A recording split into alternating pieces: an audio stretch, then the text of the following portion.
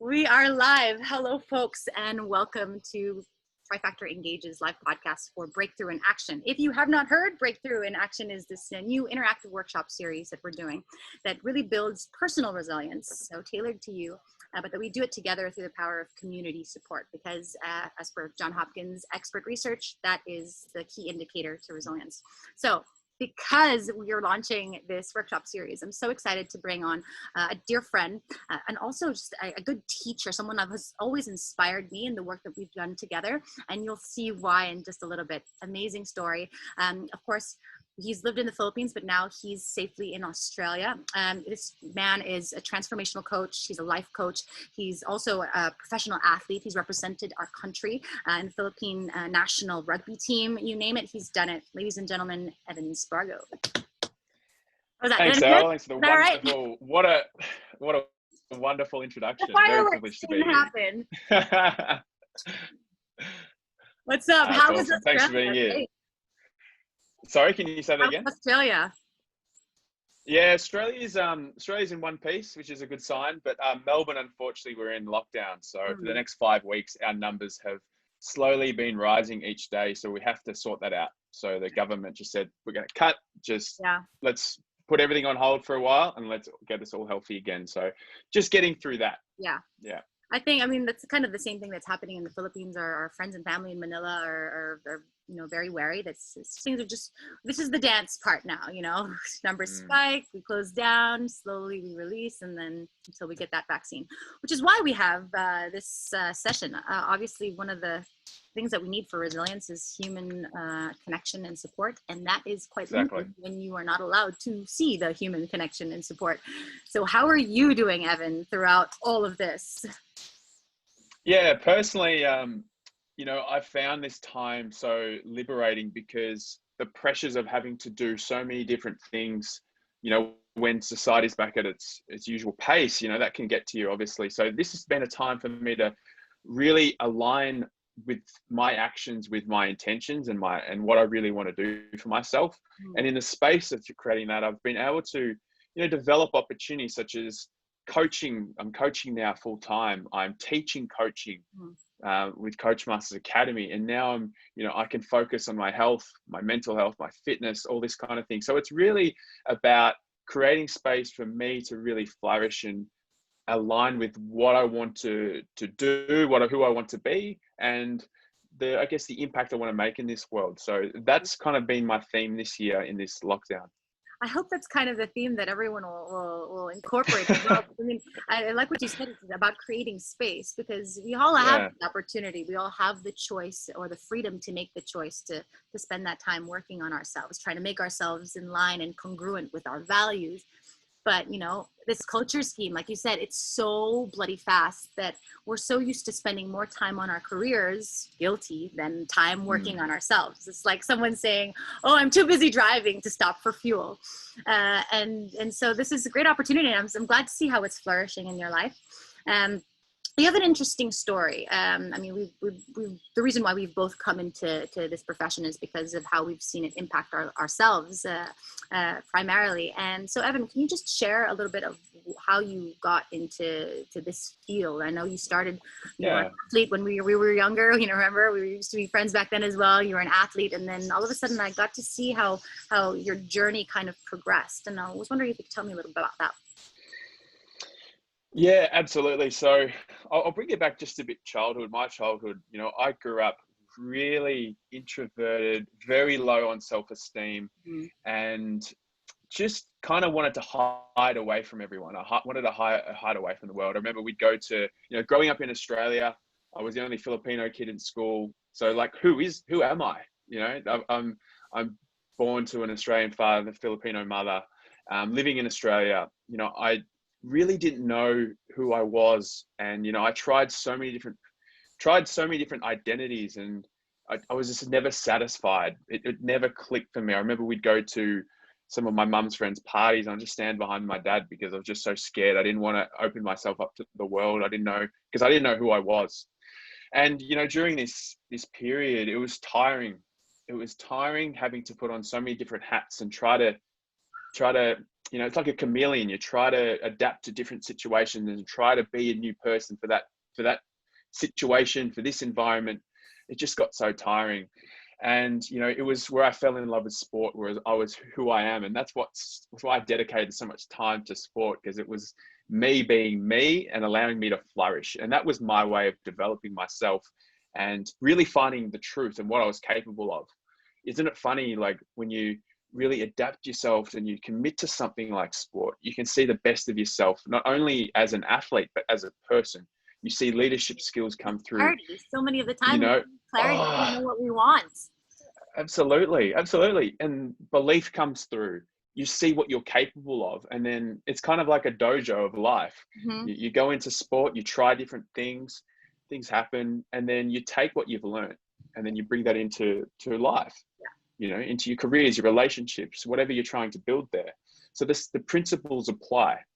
And, you know, it was in my mid-20s when we were hanging out, we were playing sport, that kind of thing, keeping fit. And I just didn't feel fulfilled with what I was doing. And, you know, I still didn't feel myself. In sport, I felt like myself, but in life, I was just, something's not right.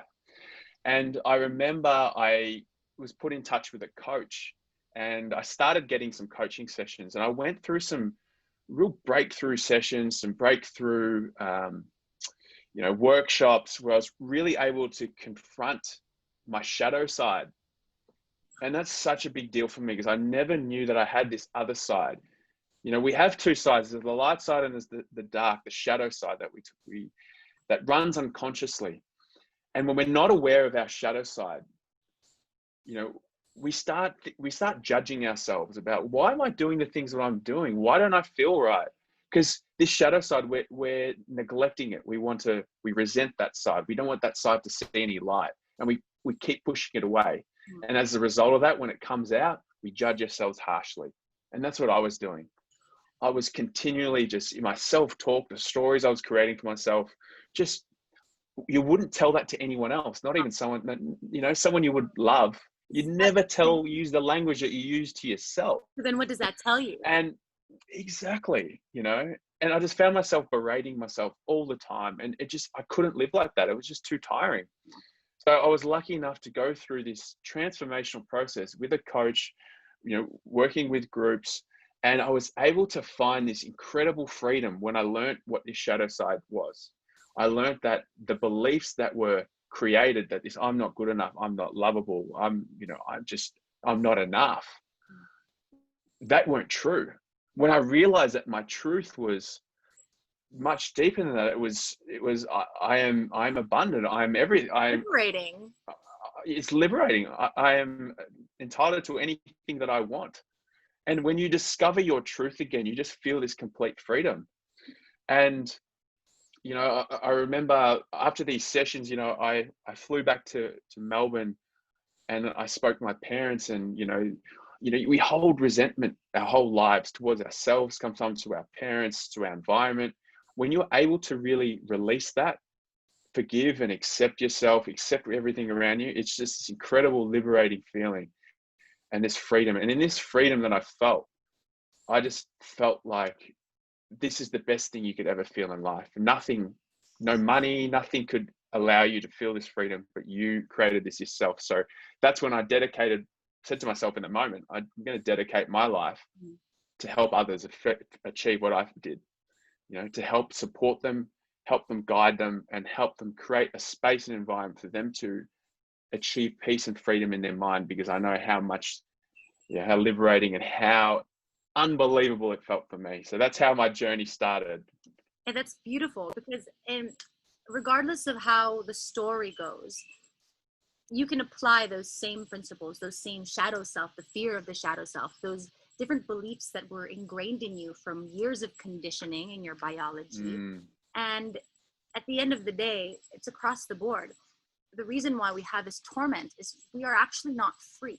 If you look at, you said acceptance, when you can finally accept yourself and surrender and have that liberation. That's kind of like what you look for at the end of an AA, Alcoholics Anonymous progression. Is acceptance is always at the end, because they're entrapped or enslaved by their addiction. But in the same way, that applies to us, where we are actually entrapped and enslaved by this addiction, or this our shackles, which is the beliefs that we thought were us. But now when you actually come to that realization and say, hold on, you mean those emotions, those thoughts, that's actually not me? Because, and it's so hard, it's so bloody hard. That's why it takes decades for us to actually figure out, because exactly. And they don't teach that in school. It's so difficult to not listen to that, because we spent our whole lives basing our fears and our core beliefs and the way we behave with ourselves and with others on those terrible things. And we say terrible things to ourselves.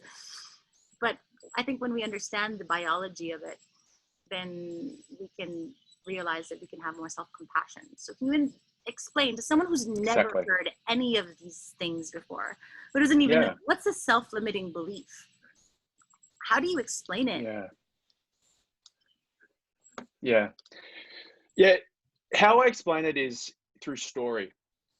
We as people make sense of the world through the stories that we create, that we tell. And it's in these stories that, I guess it determines the way that we perceive the world, and that we perceive us and our relationship to our environment. So it's really important to understand that, we create stories, right? So, for example, a situation can happen and two people can walk away two different interpretations of that story, right? So the first thing is becoming aware. We want to become aware of our thought patterns, which are our stories. Okay. And the way in which we speak to ourselves, as I alluded to earlier, can be an indicator of the stories that we live, each and every day that shape our reality. So these stories run unconsciously, and, I guess they become the way in which we show up in the world is determined by our stories that we tell ourselves and how we experience it. So, when we're faced with, I guess, challenges and uncertainty, we always revert back to the narrative and the stories that we know, that is certain for us and that is comfortable for us, right? So that's kind of what I tell people. We think about it as in stories, and so there's a process that happens. So let's say an experience happens, let's say you're talking to your boss and they walk away disgruntled. Okay. And then number two is we tell ourselves a story about it. We try to make sense of the event.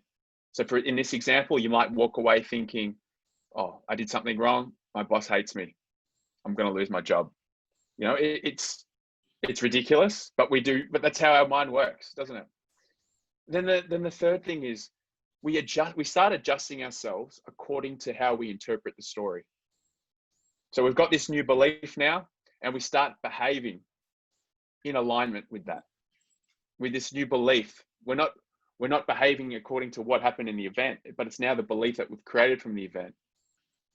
And then after this belief, we create behavior, and then this behavior turns into an outcome, and then the outcome turns into a cycle, and we get into it becomes a habit that we don't even know. It becomes a habit, and that's how a habit's formed. So we've just broken it down, and it all comes from a story. An event happens, we tell ourselves a story, and it all comes from that. So that's how I'd probably help people become aware of what is it that they're doing, what is it that they're unconscious of. Yeah. I mean, I think that's something that we also have to consider, the way that we attract circumstances and energy from other people. And this is not going to be a hippy dippy thing. The energy that you exude is what you actually expect back. Let's put all that aside and actually put it in a scenario. If I walk into the room with you and I think that you've got a problem with me, I'm going to act like you've got a problem with me. Meanwhile, you're just but you're not getting a welcoming invitation from me. You're not getting any signs or impulses for me for us to cultivate any kind of conversation. And so you continue to act like, I'm not engaging you. And so that continues to fuel that limiting belief. And that just becomes, just the way that you react towards and around that person. When in fact, we make all these judgments. We're so good at labeling things. We love to know things.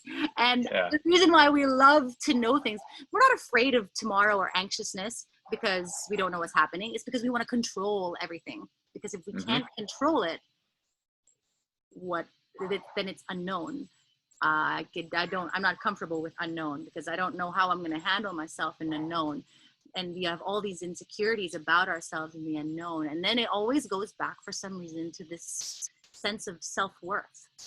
Yeah. So how do we get to this, what happens in our childhood that makes us so susceptible to just habitually contracting all these fears? Yeah, it's a good question. It's in the first, they say in the first 7 years that you grow up, this is when your subconscious is developed. 50% of your subconscious developed. And because there's no filters. You take in everything. So it is crucial. You don't know what's good. You don't know what's bad. You don't know how to decipher, what's happening around you. So you just take in, and you start creating stories for yourself. That's how you make sense of it. Isn't it funny? We live off of the operating system a 3-year-old wrote.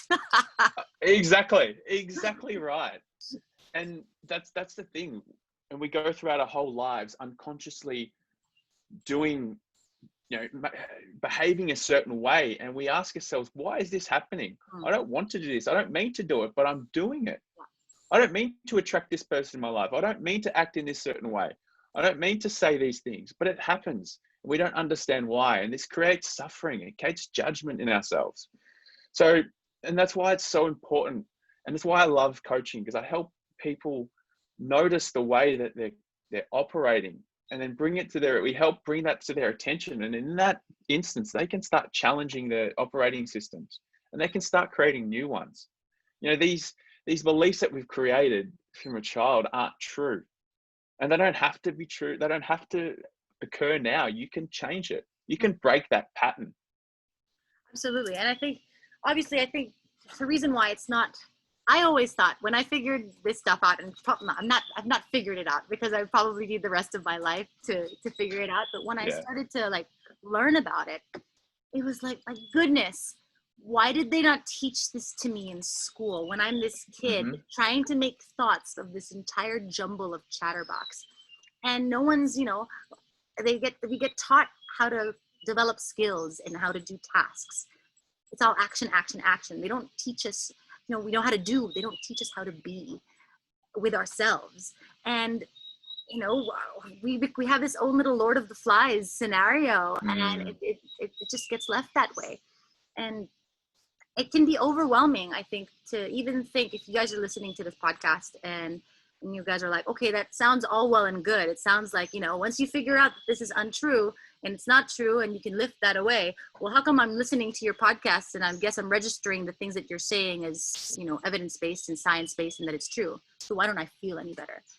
And it's because it's so hardwired in these toxic thoughts, which actually there's a study by Dr. Caroline Leaf, she's this neuroscientist, that shows that those toxic thoughts, they don't go away. Things that are unaddressed, they create roots and occupy mental real estate that will then affect everything else in the ecosystem of the way that our thought patterns work.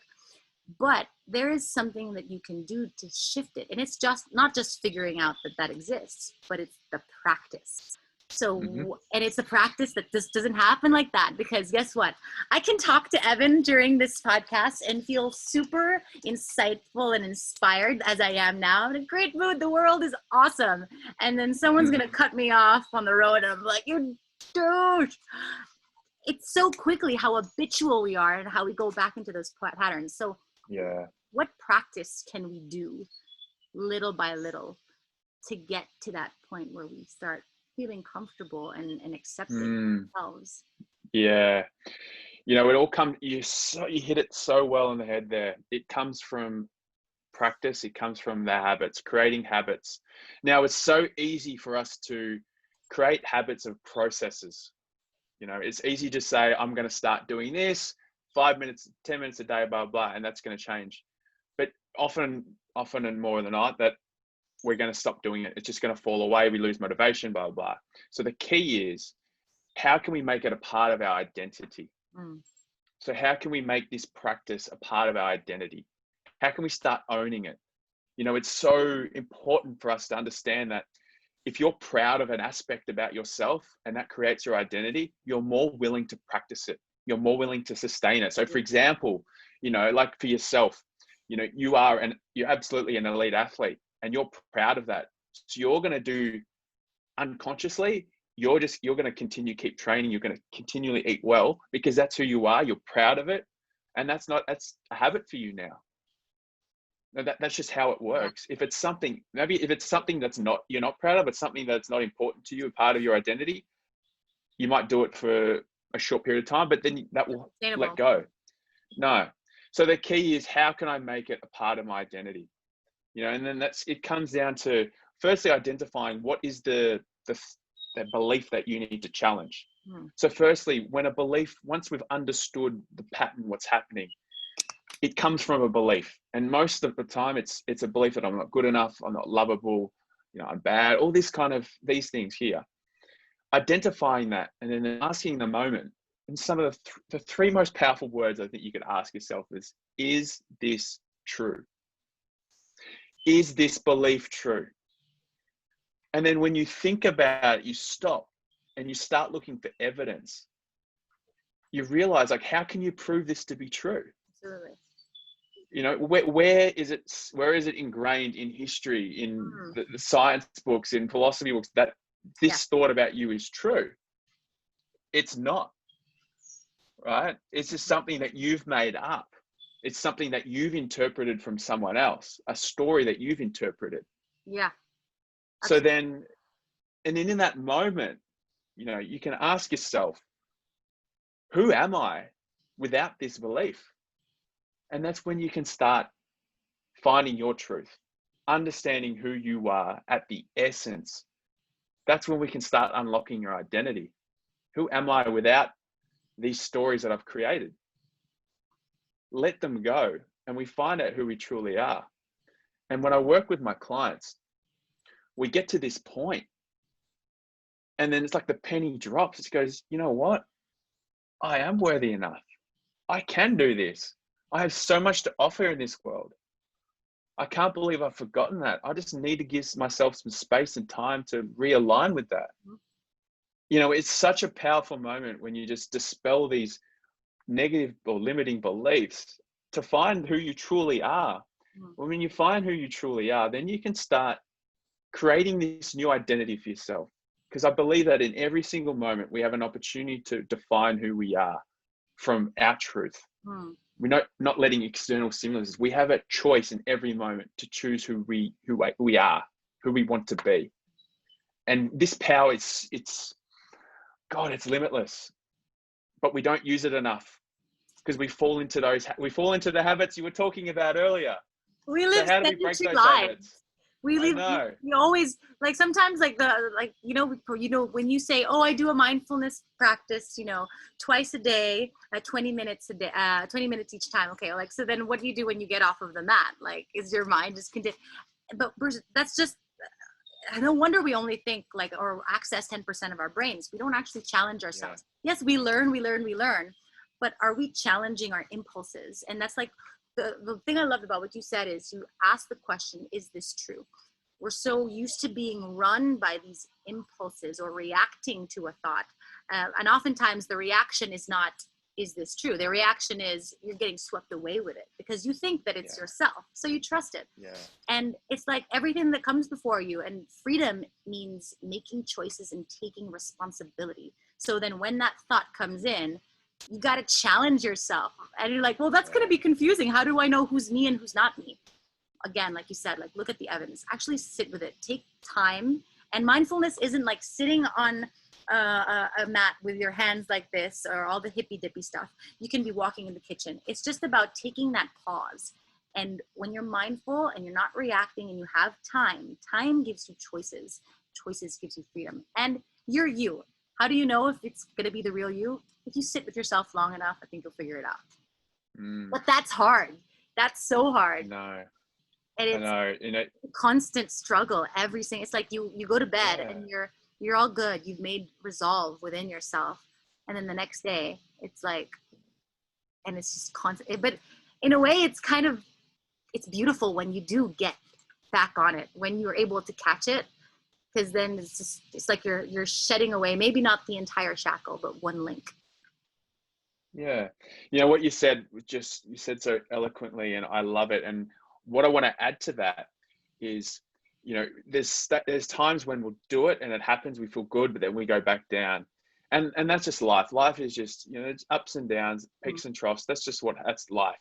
But a principle that just came to me, something that I used in my career as an athlete was, I focused on process. I focused on, how am I going to get better than yesterday?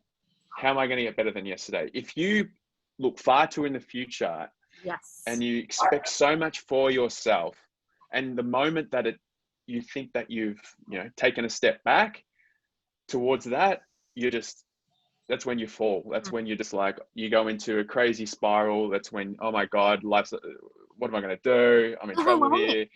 It's overwhelming. So what I try to do, and that's why mindfulness plays such a big role in my life, is to be able to slow down and notice how I'm progressing and how I'm feeling. So and for me, a win is if I'm more aware than I was yesterday, or I took a step forward, and it might be just something small, that's a win for me. And then it gives you just that peace of knowing that I'm progressing. And I'm such a big believer in, progression equals happiness. As long as we're progressing forward, we can continually feel fulfilled that we're moving towards in the right direction. Yeah. It is that's so beautifully said in that context, because we have this inherent ability to compare ourselves to a finish line. And so it's because the finish line is what we want. It's more exciting than what I did yesterday. And that's what we're striving for. And they put these big photos of what they should look like. And then all of a sudden, if they regress for a little bit, it's like, oh, now I took 2 steps forward and 3 steps back, and I'm even further. And that can be overwhelming. And, I like that analogy of comparing yourself to who you were yesterday. Instead, because the secret to obviously to maintaining those habits, when you started as an athlete, you weren't overwhelmed as a kid trying to get a trophy. You just loved what you were doing, and even the 1,000-mile journey consists of a single step, and that eventually compounds. And it's the same thing with our practice.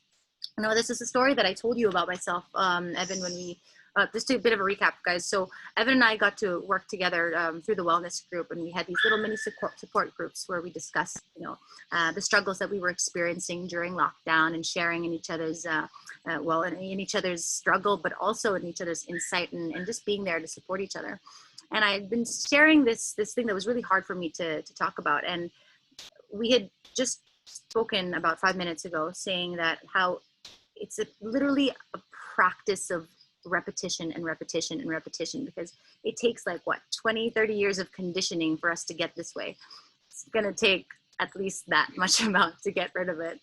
And it all started when my fiance now asked me to do this simple practice, and he realized that I was doing all these beautiful things, but it wasn't because I was doing it because I loved it. I was doing it because I was striving, because I was looking for something to make me worthy. And it didn't hit me until recently. And he said, just look at yourself in the mirror and say these words: I am worthy. I have a beautiful heart. I'm worthy of love. I am good, and I am deserving, and I am good enough. And holy, pardon my French, it was impossible. I would literally stand, because he said, do it honestly in front of a mirror, and if it doesn't resonate, start over. I'm like this. If you had a nanny cam, I was like, it just wouldn't come out. And it was it was painful. It was painful because I knew that I wanted to be worthy, and I wanted to be good enough. But it's one of those things that like we have to all at some point, and I very rarely say we should or we have to, realize that yes, everything we seek is within us. We are good enough. Why? What? Not. So we just like, and what helped me the most was I didn't have eureka moments. I just kept trying every single day. And the more I sat with it, the more I questioned, is this true? Is this true? Is this true? Yeah. The more I spend time with it, the more I'm able to then rationalize, hey, all that chatterbox, wait, it's not my voice. I didn't write that script. So then how would you, Evan, how have you and your clients, how have you seen most effective, maybe a practical way for people to start actively and intentionally rewriting their scripts? Yeah. Because you got to replace those old beliefs. I know. Can I just retrack a little bit? I just loved what you said again about, your story is, I love your vulnerability here. And that's something I really appreciate and acknowledge you about, is your ability to be vulnerable, because it inspires the people around you. And for you to be at this stage now where you can acknowledge that, imagine, a year, 2 years ago, it would have been, I imagine that would be a lot harder to own that, and it just, and I was a performing artist. I was so good at like painting a picture, lying up to myself. Yeah. And it's and couldn't agree more. And I'll use a metaphor. You look at someone who's trying to, sculpture a stone. They'll hit a stone 1,000 times, and 999 times nothing will happen. And in that 1,000th time, it will break. It takes repetition. It takes time. But if you continually honor that and moving forward, it's going to happen. These beliefs will break. These new stories will emerge. It just takes time.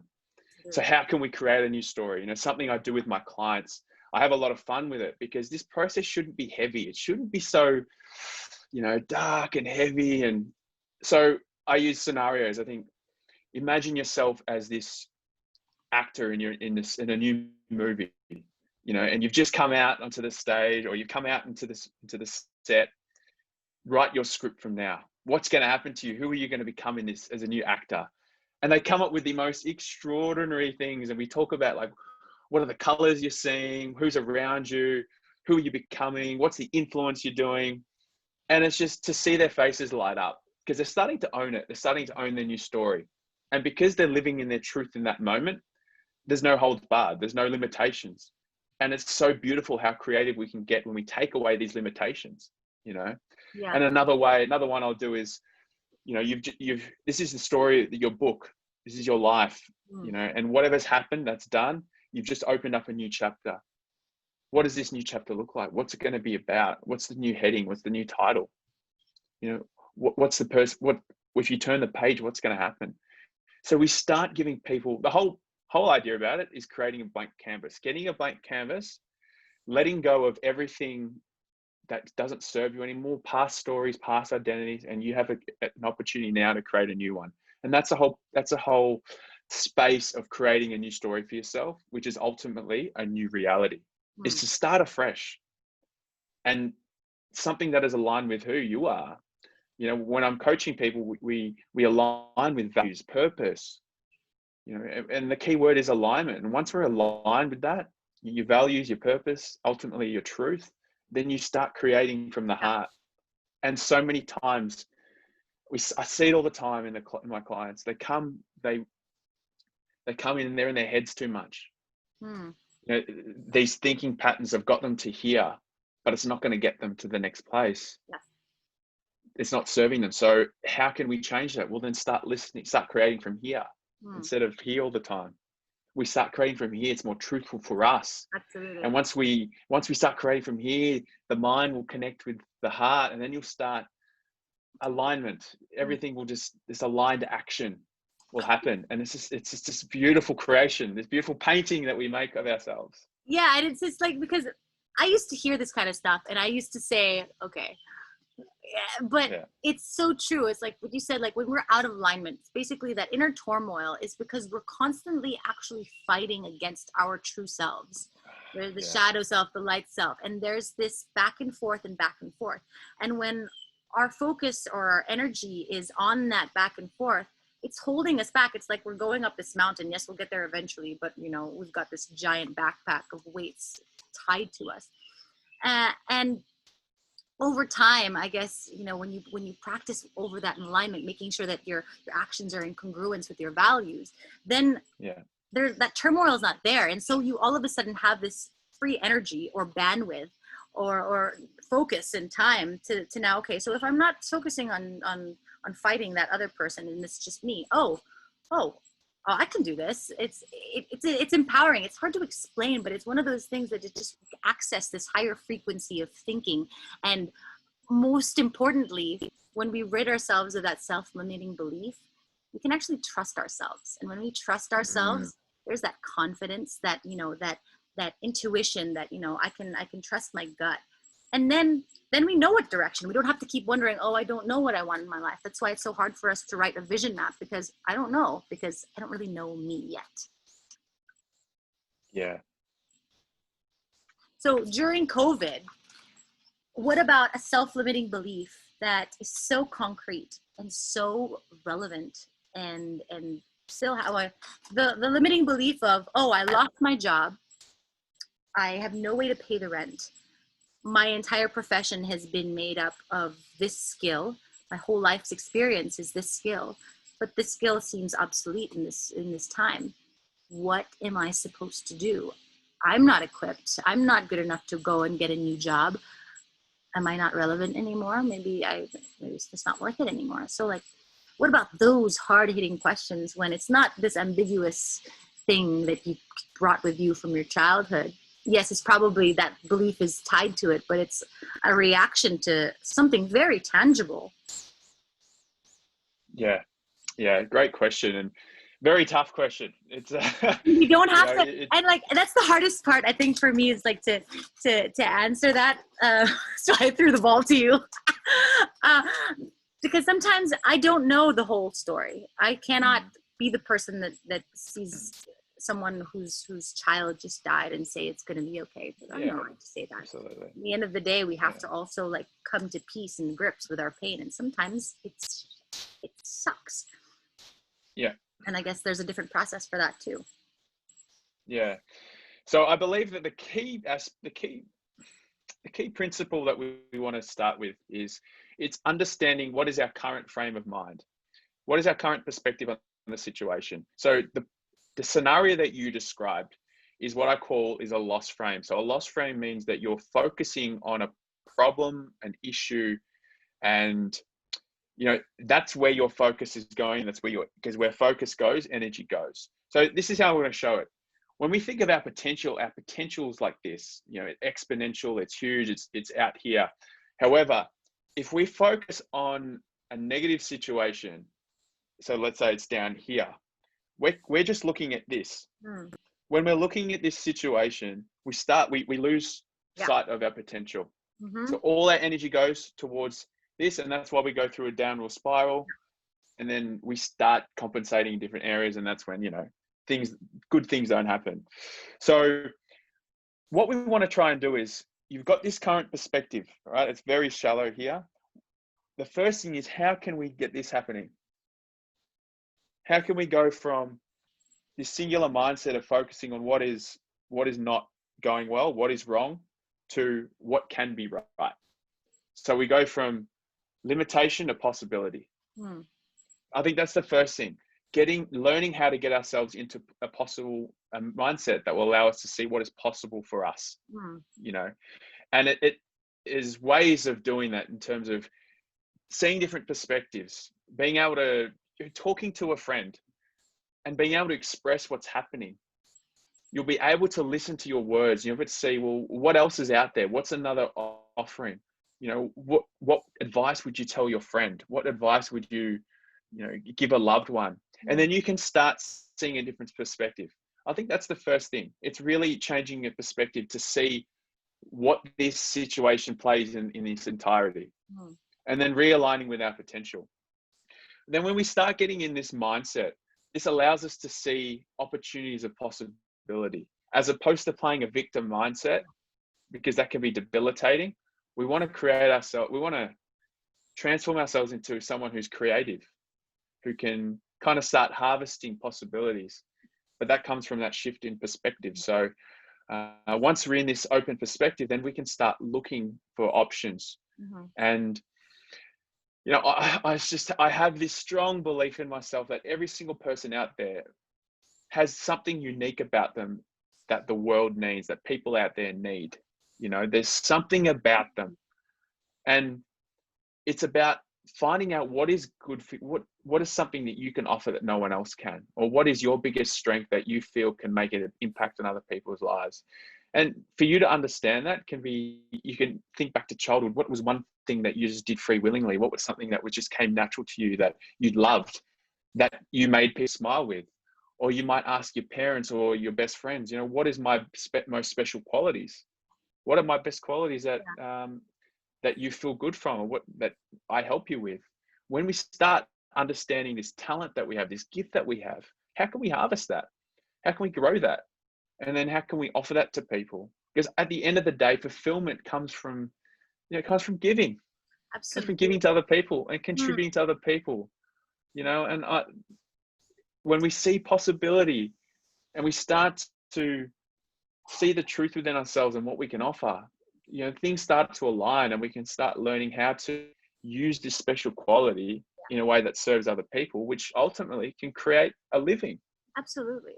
And I think that's one of those things that it's quite unfortunate. And I'm a victim of this as well. I mean, they just did a poll, and 66%, about 2/3 of the population that they surveyed actually don't have an active awareness of what their character strengths are.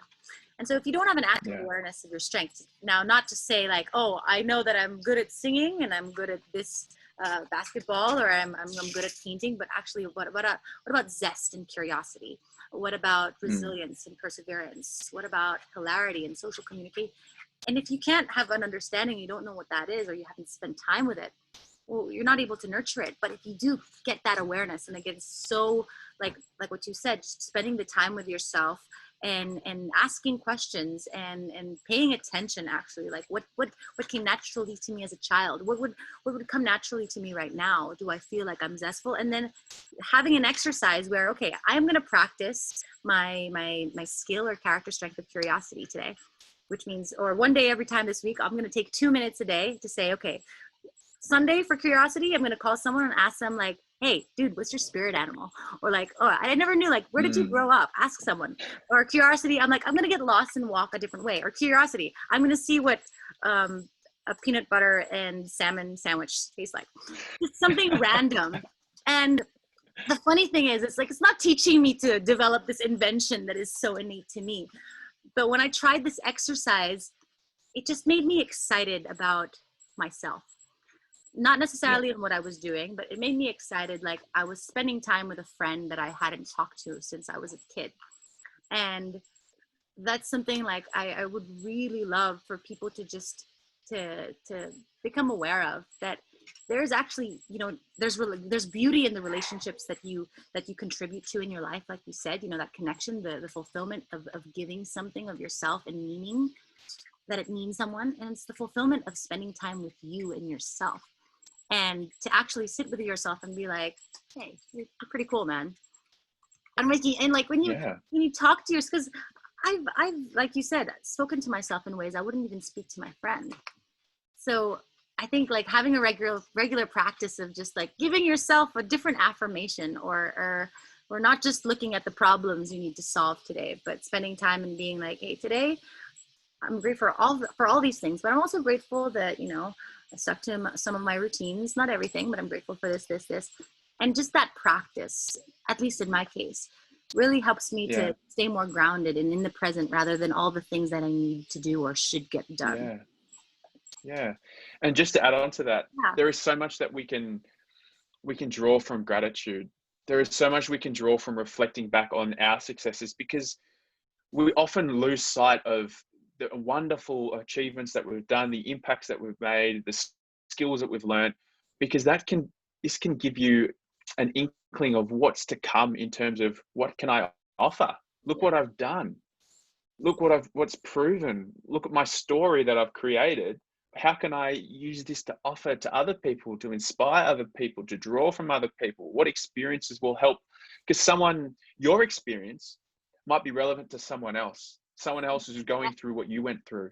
And that's going to help someone else. That's going to help them so much that to know that they're not in this alone and that they can get through it. There is light at the end of the tunnel, and that's funny that how something that you were actually dreading, or a struggle of yours as a child, something that you was really, really difficult for you. And I'm sorry if I interrupted you, but I just wanted to say this, is now the reason or the fruit that is coming through your life, and how you're able to touch people. And it's because of that struggle that you find fulfillment and meaning because of what you're contributing. And so, yeah, we can't explain all that happens in our lives, and it's not always going to be good in the moment, but we can actually use whatever is happening in COVID-19. And I don't mean to make your experience small. You have a right to everything that you experience, and feel it to the fullness of what it is.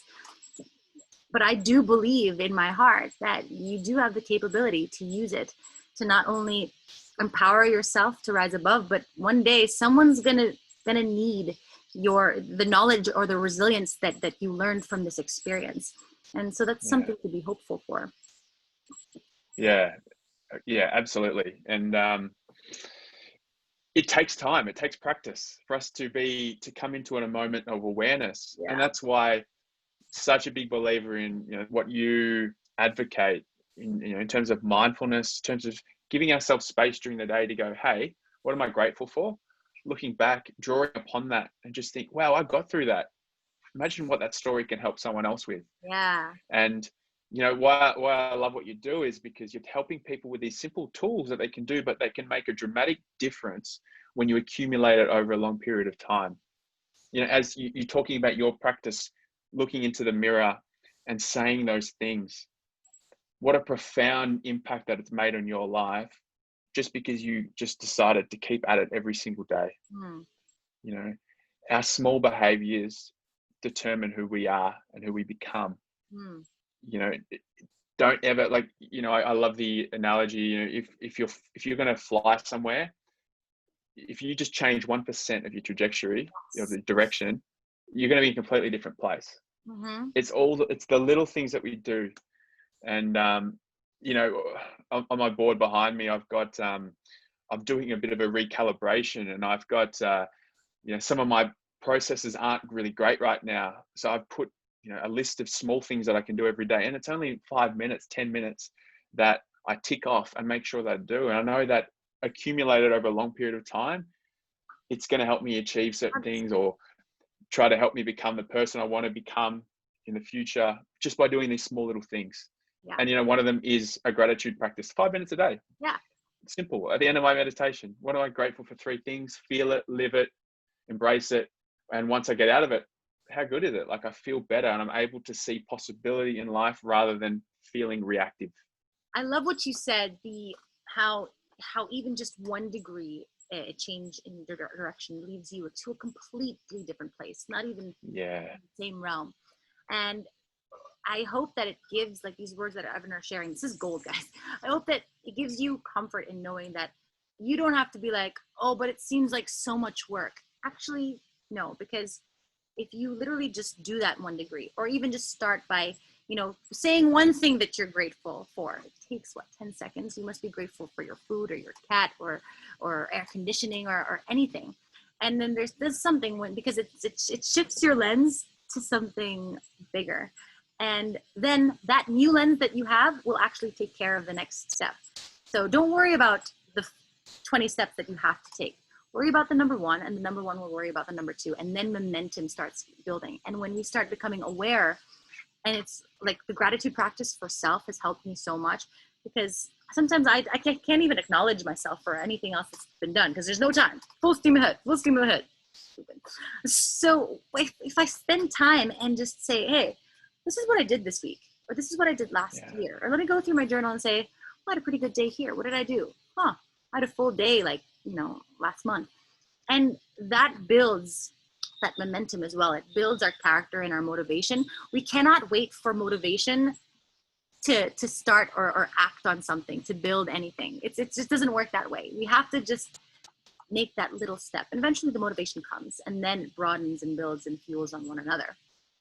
Now, Evan, I've got a question for you, kind of a big one. And this is obviously it's helped so much to be able to have an outlet, to share and to be vulnerable around someone with anything that you're going in through in your life, whether you commit to paper, you got committed to a person.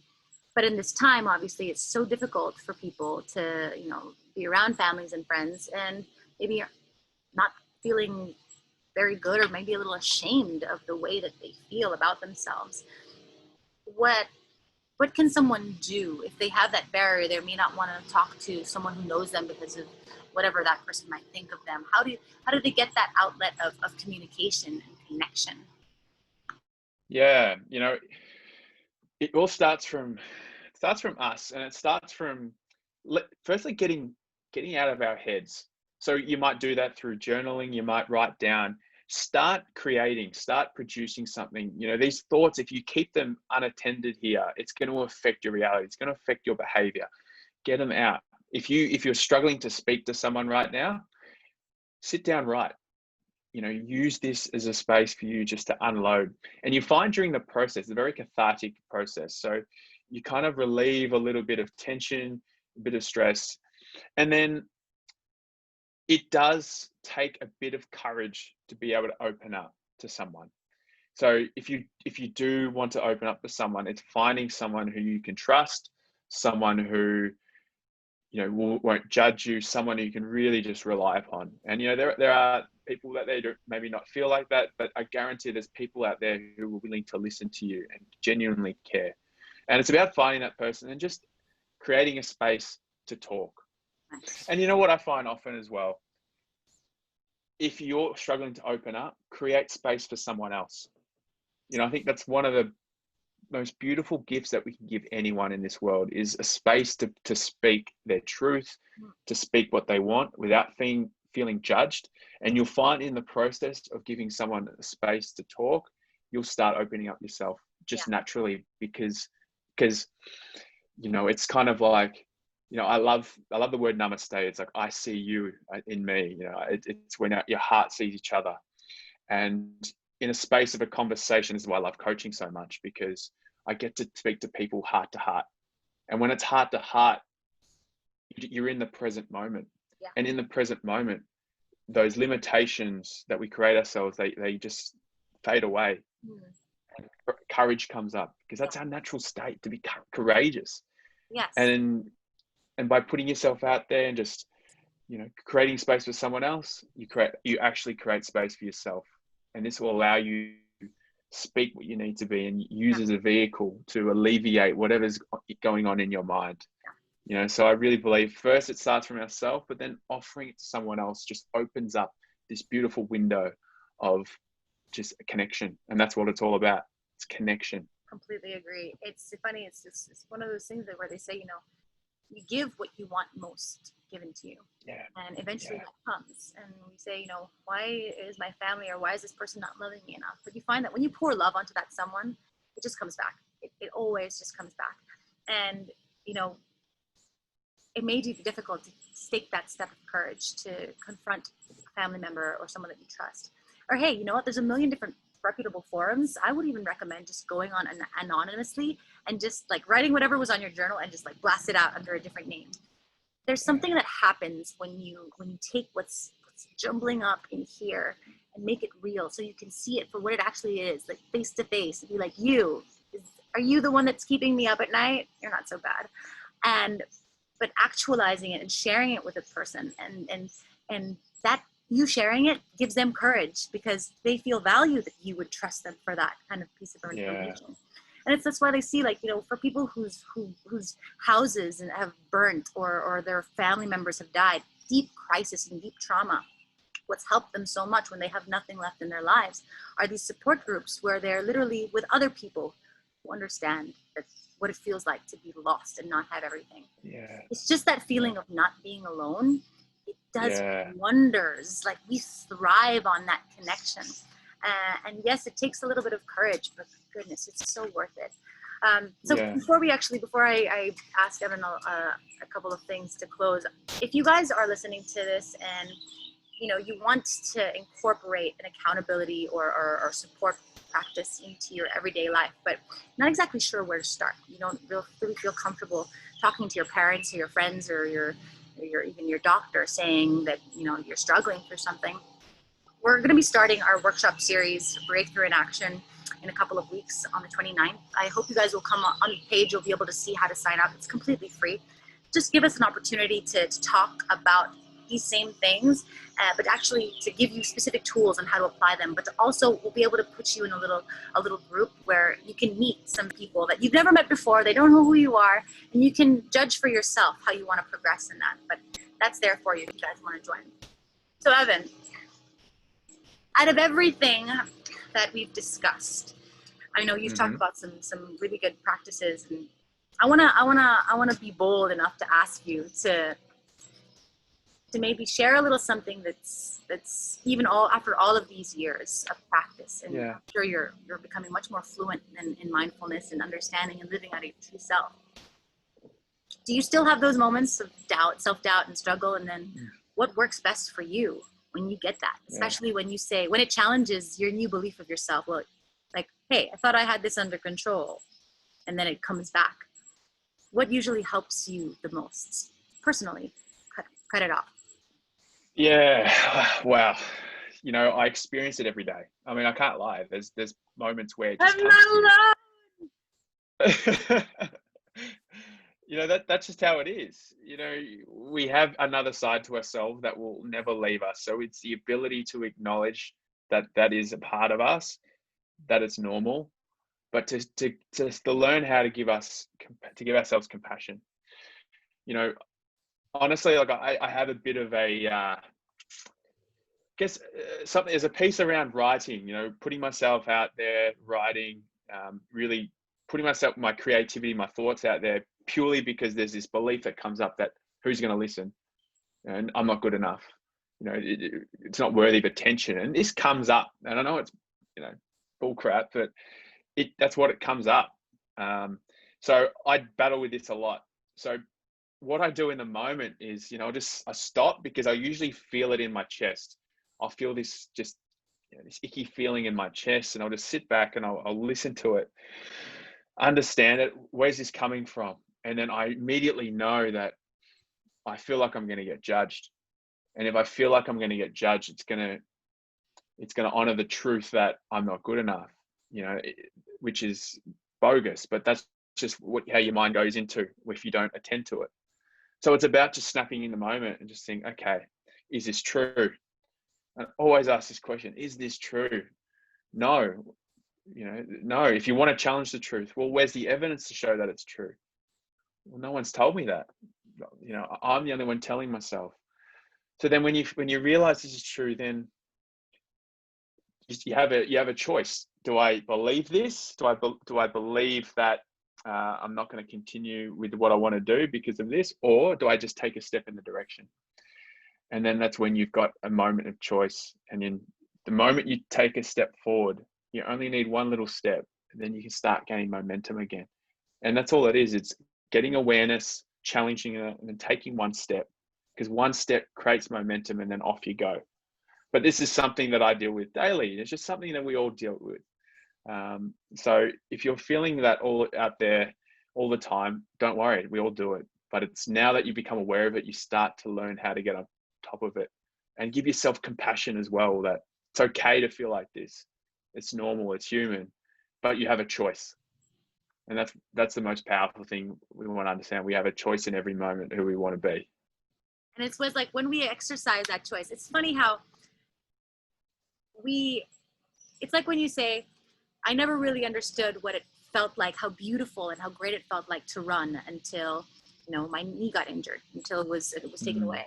And there is this beautiful thing that even if you just practice it for one thing, like for example, I wake up and I get angry with myself because I'm delayed half an hour, and that means I can't do this, and it just topples over and it says, I didn't manage my time well, I'm not doing it right. And then if I'm just able to catch myself and be like, okay, is this true? All right, be easy on yourself. You couldn't have controlled this. And when I'm able to create that, it's almost like that rationale where it's kind of like cognitive behavioral therapy, where you say what your fear is or what the negative thought is, and then what is the evidence against that negative thought, and just do an action like again based on the truth. And when you're able to do that, even just once, over something stupid, so silly, like dropping coffee on yourself, but there's this immense empowerment. You feel like, wow, I don't have to be carried away by that impulse or that thought. It's like that, like, wow, I'm able to run, and there isn't that kink. And it sounds so trivial and so small, but if you guys just practice it once, it's amazing. Because it gives you, it restores faith in yourself. And that momentum isn't just like, confidence that it's possible. It's confidence that, hey, I didn't think I could do this earlier, which means maybe I don't fully understand what I'm capable of. And it gives you a little more faith to be like, okay, I got to cut myself a little more slack. Maybe there's more to this. And then you start to see, because we're not in the habit of, in the discussion right now of bringing you guys from mental distress to baseline or to feeling okay. When you get rid of those self-limiting beliefs, you don't just not feel them. Goodness, the colors, the vibrance, your relationships become more rich. You see that your work is flowing through you. And, you see those people who are just like walking around bobbing their head, and, they're going through the same, struggles as other people, but it just rolls off them. That's it. And it takes the practice, but it's so worth it. And so I hope you guys will, you'll drop some messages. If this resonates with you, just know that a little comment, a little share, obviously we would love to hear that because it's so worthwhile, but a little share may open up the opportunity for someone else who's reading it to feel the want to be vulnerable, to be okay, and to express themselves in that way. And that opens up another door. And before you know it, we have this ripple effect. So that's kind of what we want to do. And if you guys, we're not in the habit of creating content for our entertainment. If you guys think of anything, if you have a question for Evan, please, obviously you've heard the guy, he knows what he's talking about, and it's from experience. And so please just share with us, let us know. We want to get to know you. And yeah, so Evan, thank you so much for taking the time. I really appreciate it. And I wish we could do, okay, so I'm going to let the cat out of the bag. So we've got this friend, Christina and David, and they're all very interesting people. We're all weird in our own little ways. So we want to create this space where at the end of the day, even though we're wellness practitioners, like Evan said, this is something that's very, very real. We don't talk about it a lot. As we mentioned, 1 in 4 people experience mental distress. 1 in 6 people will accumulate a mental disorder. And so there's a lot of people for us not talk about it. So we're going to be launching a little bit of a series in a few weeks where we're going to really open up the table to everyone who wants to share, but we're also going to share amongst ourselves. We don't have to know everything, but there's something powerful in how we exchange our struggles and our insights, as we've been doing during this podcast. So please let us know how you guys feel about that, and we'll send you an invitation. Evan, do you have any final words? No, other than any truth bombs you want to? Any truth bombs. I think the one thing I want to leave everyone with is that, I think it's all about connection. We seek connections as humans. If we can, just that feeling that we're not alone, and that we at the end of the day, we're all going through we're going through the same stuff, but just in different forms. We all have our challenges, but we don't have to go through this alone. We grow in numbers. And it's all about connection. And if you're sitting there not knowing what to do, find some connection. How can you connect with people? And it might be putting yourself out there first and asking, creating space for people, taking an interest in others. And you'll find that you'll find so much joy in opening space for people and allowing them to express themselves. In that space, you might find something that really aligns with your purpose and something that you can offer that no one else can. And other than that, Elle, you are amazing. You're an incredible human. I love what you do. And this is, what you're doing right now, you are creating space for people to come in and relish, learn, be vulnerable, and supporting so many people out there you're probably not aware of. So continue the great work, and thank you so much for having me on this. It's been an absolute privilege. Thank you so much, Evan. Thanks, guys, so much. We'll keep you in touch. You're awesome. Take it easy. See ya.